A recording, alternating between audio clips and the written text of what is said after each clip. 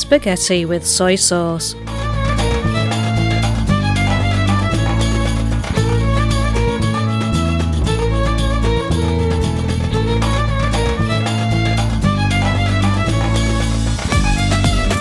Add 4 litres of water to a large pan and bring to the boil.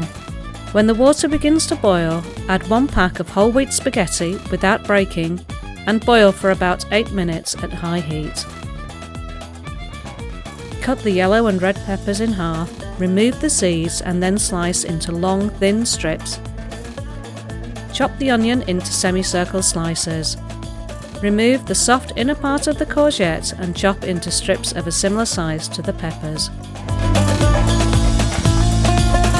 When the spaghetti is cooked, drain and rinse once in cold water. Return the saucepan to the cooker and add 4 tablespoons of sunflower oil.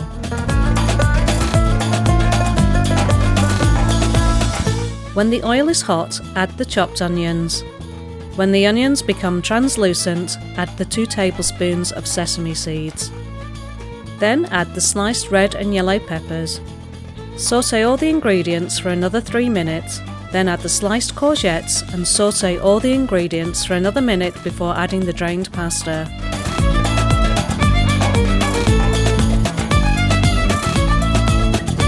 Last of all, add the soy sauce and then remove the pan from the stove. Serve immediately.